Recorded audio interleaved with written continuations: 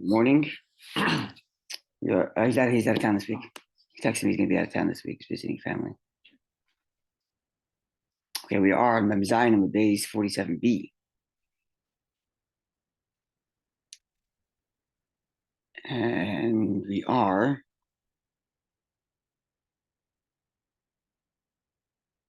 let's go to Hashta da Amris. So there's a little 3 at the beginning of the line, maybe Gimel. What do you have there? And then the second class word is Hashta da Amris. It's about a quarter from the top of the page. There's a 3 at the beginning of the line, right? Yeah. Gimel. Ve'enenu laro, falaro, and then Hashta. So we're backing up a few lines, but the Gemara essentially told us like this. So long as there's anyone in the universe who's aware, or so long as we know of someone who's aware of the murderer, then the Eglah Rufa is called off. So even if one witness comes along and says, I saw the murderer, I know who he is, they'd call off the Eglah Rufa because it's known, even though ordinarily this person would not be enough to convict anyone, because by Torah law, one needs 2 witnesses at the minimum, and here's one. Nonetheless, because the Torah says, it is not known to us who the murderer is, and here we do know who the murderer is, or at least someone does. So the Eglah Rufa is called off. That's what we chapter a day cycle Rambam Friday's chapter. One witness. Which laws are they learning? Decapitating the calf. Learning it meant for Eglah Rufa maybe, or maybe for redemption, not redeeming the donkey or something. The Petach. Yeah. Okay. Or it didn't say specifically. I thought of this. Yeah. I read it. So the Gemara therefore comes like this and says, we have a principle that whenever Torah believes one individual, we give that person the status of 2. So now, when one person comes and says, I saw the murder, and we accept his testimony, and therefore we're going to call off the Eglah Rufa, and someone else comes along and says, no, you didn't see, you were somewhere else at the time. You did not see the murder. Our Mishnah said that they cancel each other out, and we go back to the status quo, which is to do the Eglah Rufa. But seemingly based on the principle that when we have one witness and we believe them, it's considered 2. And the first witness who says, I saw the murder, counts as 2. The second one who comes and says, no, you didn't, really should count as 1. And if it counts as 1, 2 against 1, we should believe the person who said, we saw the murder and call off the Eglah Rufa. So why does our Mishnah say that 1 against 1 cancels each other out, and they go ahead with the Eglah Rufa? Yeah. I guess That's the Gemara's question we're about to ask. Sorry? It depends on, I guess, who says it. So presumably they're going to go through cross-examination, and they get verified as a bona fide halachic witness, even though it's only 1. That's a separate issue altogether, right? Which is what? One issue. Which is what? Whether there's one witness in this case count as 2, or whether or not the first. Right, assuming there isn't assuming he has no other reason to invalidate it. Assuming he's credible, it that's right. Determines whether or not 1 counts as 2. If Torah says we believe him, we count him as 2. That's the principle. Right, but then there's the question of if another one comes and refutes it, do we count it as 2? We wouldn't count him as 2. You wouldn't. Because we're only giving the status of. Oh, I see. We're only giving status of the single into 2 because of the pasuk yes. Which says, because the pasuk says we don't know who murdered. So the Torah is opening up and saying that anyone who knows about the murder is counted as a valid witness. So only the guy who says, I saw the murder is counted as 2. The guy who says, I didn't, is not. And therefore, he should not be able to contradict him. And therefore, the Eglah Rufa should be called off. For sure. Oh, it is? It should be called off because we have one witness saying that we have one witness counted as 2, telling us we know the murder. So there's no issue of counting as 2 for that one. No. Okay, It's the other guy. I thought it was an issue. No. because Torah gives him the believability. Okay. Because Torah says we don't know who the murderer is, implying so long as anyone knows who the murderer is, we call off. Indicating even one person gets the validity of two witnesses who tell us that we saw a murderer. Which means when one guy comes along and says, no, you didn't see him, It's 2 against 1. it's 2 against 1, even though the first guy was only 1, but he's 2, He's two halachically, against 2, okay. against 1. Does it have to do with, like, I guess, who's first? Oh, we're going to get to that. We will get to that. The Gemara is going to say, it says like this now. Hashtar, so now let's just articulate the Gemara, the question we just explained, but in the Gemara's language. Hashtar, now, the Amris that you told me, that Eid Echad, that one witness, Mehemen, is believed when he tells us that he saw the murder. Idach, the other person, which is Chad, which is only one guy, who comes along and says, no, you didn't see the murder. Heichi matzi machashle. How could he contradict him and make us do the Sotah law and undermine the original testimony which said, do the Egla Rufa law and undermine the testimony, the one who said, I saw the murder. V'ha'amar Ula. But Ula taught us, and this is a principle we accept in halacha, called makom she'emina Torah ed echad. In any instance where Torah believes one witness, harei kan shnayim, we considered it as if it was 2. And therefore, when the first person comes along and says we saw the murderer, and therefore no egla rufa, Torah believes him, he's counted as 2. The second guy who comes and says no, you didn't, Torah doesn't give him the same status, and therefore he's only considered 1. The words of one are of no use in the face of 2. And here we have 2 telling us we saw the murder, or 1 considered as 2. Is this person's already been cross-examined? The one who says I saw the Presumably. Okay. So Amar Lach Ula would respond. So this is a typical conversation in the Gemara, where the Gemara, so again, the Gemara is written and redacted over a couple centuries. So it often happens where it's hard to know who's talking and who's not talking. So let's say, for example, here, the redactors are quoting Ula, who spoke, I don't know, decades, maybe a century earlier. So we have a Mishnah, and then we have Ula's principle. And we are discussing how we reconcile Ula's principle with the Mishnah. Now we understand, looking at these 2 pieces of information from Ula and from the Mishnah, that the Mishnah is a higher source, and thus Ula couldn't contradict with the Mishnah. Because the Mishnah is from the Mishnah, and Ula is a sage from the Gemara. So Ula is within our realm, because he's in Bavel, he's in a sage from the Gemara, but he could have been a century, a couple decades, or whatever earlier. So when we answer the question, instead of saying Ula responded, because Ula is not present, we say something like, as we do here, Amalach Ula. Here's what Ula would have told you if you were here. He's from the Gemara age? Yes, but not from our age in the redacted of the Gemara. Oh, he's That's what earlier in the Gemara's age. Generation of Gemara. That's right.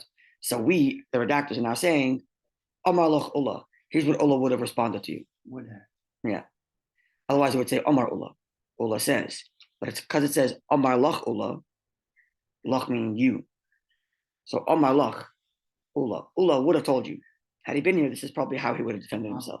It's sort of It's our reconciliation. So that's like based on his teachings. This is how we would have understand it. It's correct. So that's how I know that we're placing ourselves later in the Gemara. Right. Because of that language, Omar Loch Ula. Otherwise, they would say Omar Ula.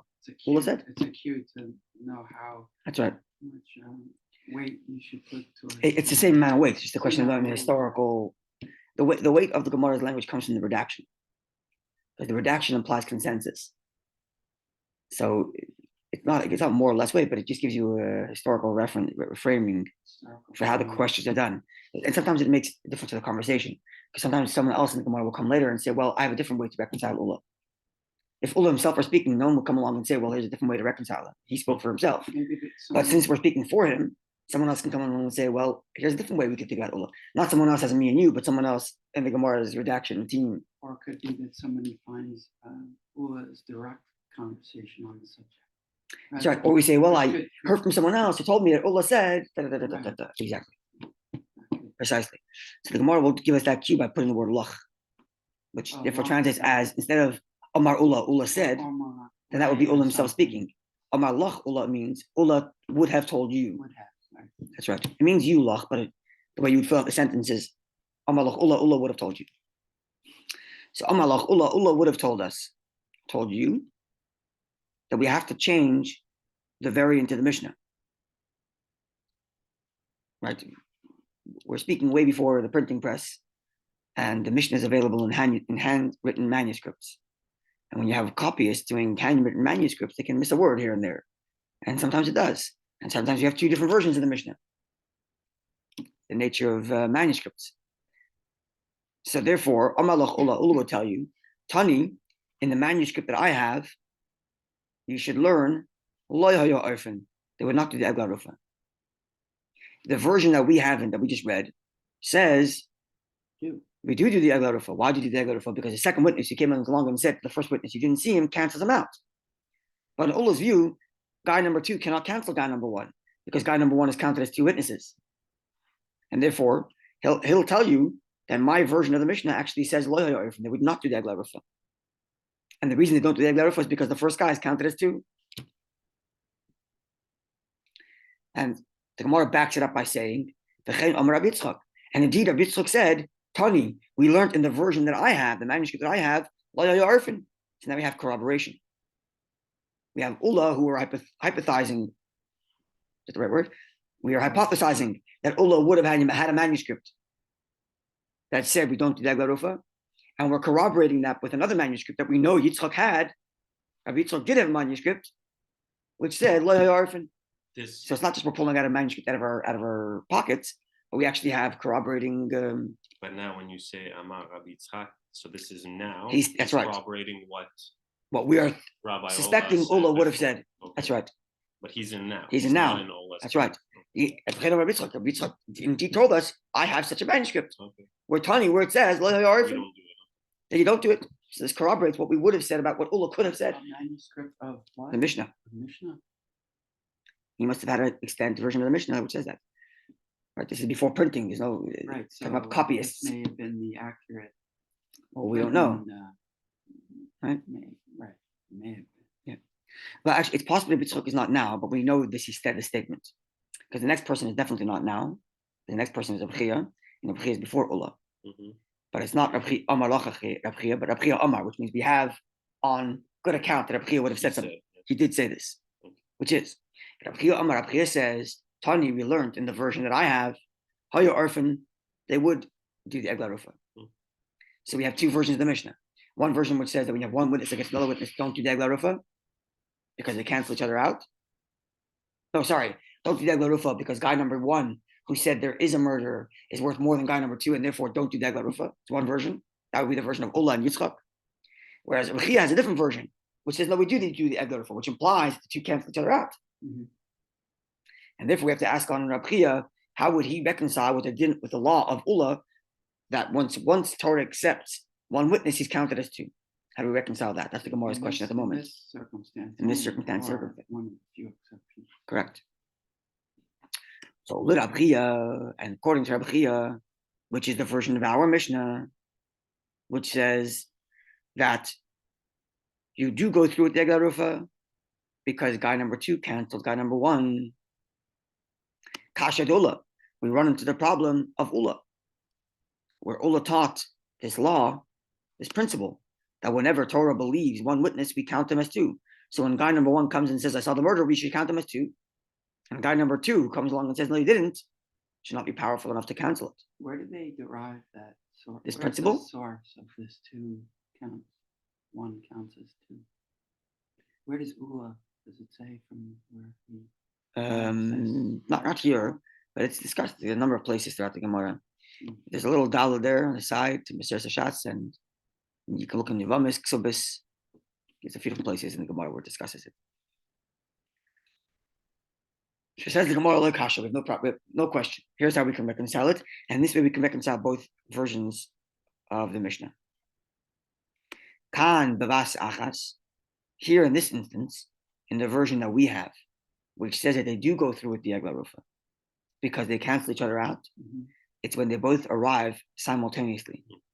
So we never had time to accept one of the 2 as fact, and therefore they can cancel each other out. Because before we ratified, what was the law of Ula? That once Torah gives the believability to one person, we count them as two. That's only true once you've already accepted to believe him. But if you haven't done that yet, and another guy comes and contradicts, then it's one against one, and they cancel. Right. That's your point. Makes sense. That's right. But but here it's one after the other. When one person comes along and says, "I saw the murder," and we examine him and we accept him as valid, then we give him the status of two. And the other guy comes along and says and contradicts, it's too late. But initially, if they both come at once, if they both come before we ratified any of the two, then they can cancel each other out. So that's to your point about a question of who comes in order.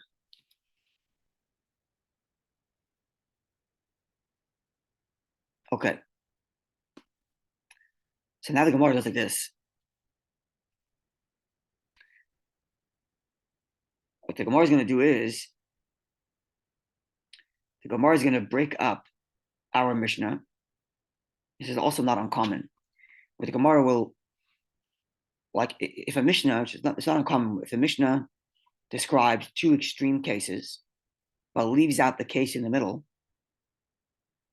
the Gemara will look at both of those extreme statements and try to infer from them what you would say in the middle case. And sometimes this inferences lead to contradiction because it's not discussed. So the inference on one extreme, in other words, when you say the law applies here at a certain extreme, then you say anything below that extreme, the law doesn't apply. But then when you apply the other law on the other extreme, you say anything below that law doesn't apply either. So in the middle, you get stuck with like a lack of inference.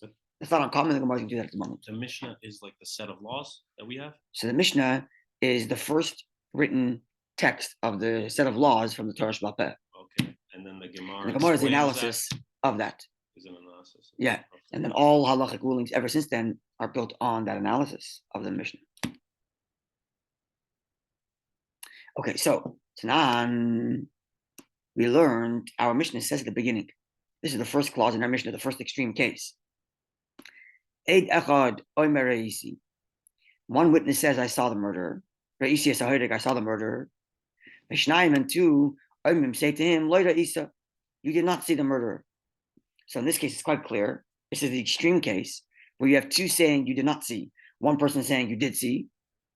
Obviously, hoyo erfin, they would go along with the eglarufa because the two guys contradicted the one guy who said we saw the murder. Right?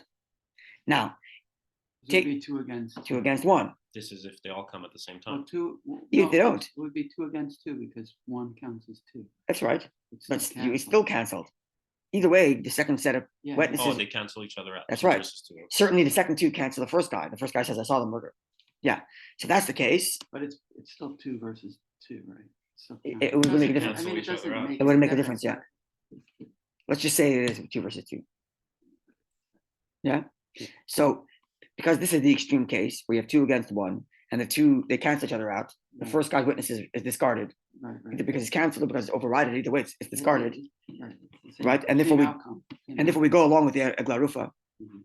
Now, if we were to take that clause only, ha chad v'chad, but if you had one against one, now this is the Gemara speaking, and I know this because it says the word ha, which is Aramaic. So the Gemara says ha chad v'chad, but if it was one against one, you, the Mishnah said, when does the second witness cancel the first? When the second one is two. What if the second guy is one? Seemingly you wouldn't go along with Eglarufa. Right? Because we're taking the extreme case. Anything less than that extreme doesn't get canceled. The extreme case is two against one. Anything less than that, no cancellation. So the one against one shouldn't cancel. Seemingly.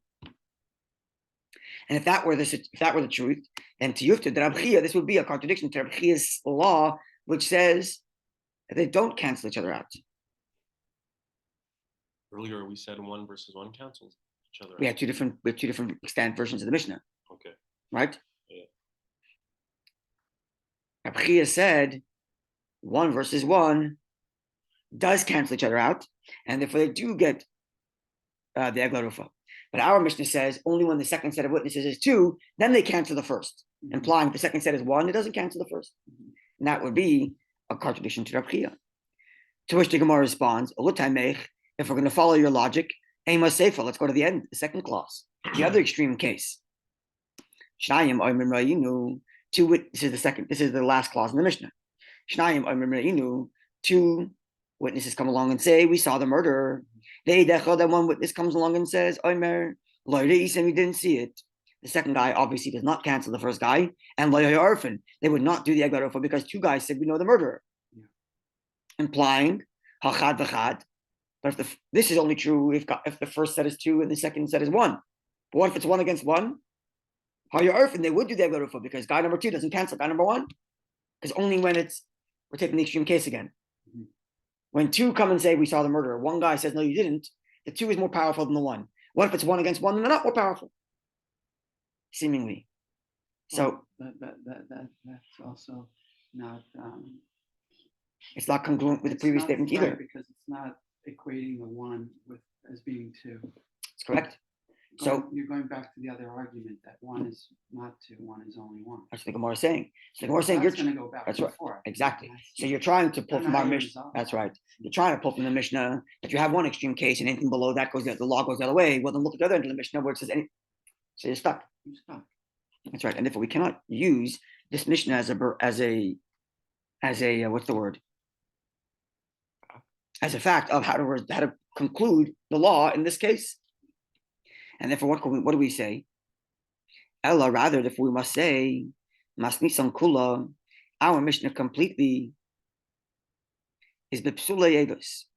It's talking about witnesses who would ordinarily be invalid witnesses.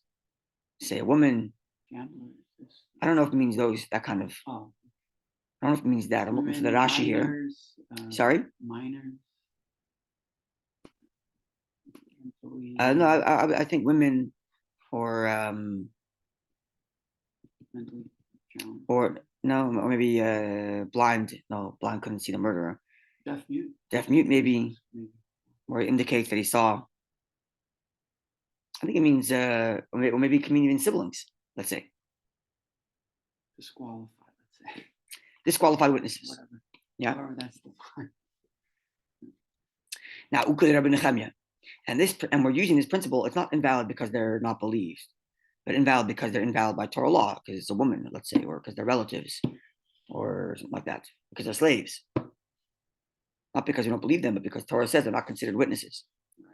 And this follows the principle of Rabbi Nechemia. The Amar, which Rabbi Nechemia says, whenever Torah says, believe one witness. So this is not like Ula. Ula said whenever Torah follows one witness, treat him as if it was two. But Rabbi Nechemia said when Torah gives the validity of to one witness, halach acher roiv deyos, follow the majority. If Torah says we believe one, okay, so look like this. When Torah says follow two witnesses. So once you have two witnesses, what the Torah is saying is what they taught us is considered a truth. And therefore, even if 100 come along and say the other way, we don't consider the 100 to be more valid than the two. We consider it to be 50-50. But once Torah says you can believe one, which means Torah is saying, I'm taking away this idea that two counts as a full truth. Just go by each person's word on their own. If that's the case, follow the majority. 50-30, we follow the 50.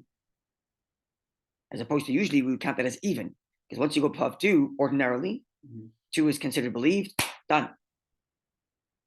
But once the Torah says, believe one witness, so we're removing that principle, and therefore go with the majority. And that's how we understand the Mishnah here, where 2 against 1 or 2 against 1, we go with the 2. Not because the first guy has full believability and now it's even or canceling each other out, as you were suggesting, based on all of which would be correct.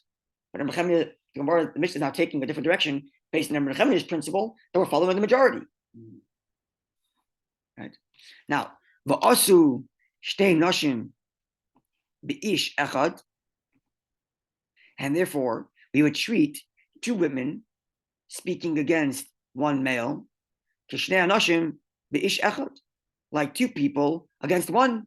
It's just a question of majority, not a question of who has the higher status of Witness. witness. So that's how the Gemara resolves our Mishnah at the moment here. Okay, so today is Monday, Tennis Esther. Tomorrow is Purim. So we're not going to have a class here tomorrow. It's at the Shem on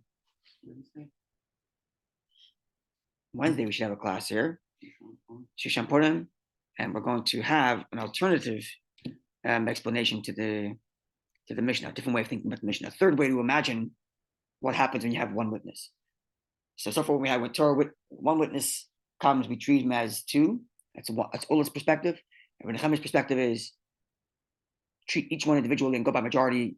And we're going to have a third perspective coming on out. When it teaches you all this, it applies only to Egla Urufa, or you can apply it to something else. Okay, you could apply it to something else. You could apply it to something else, unless there's another set of rules for that other thing. Exactly. Okay.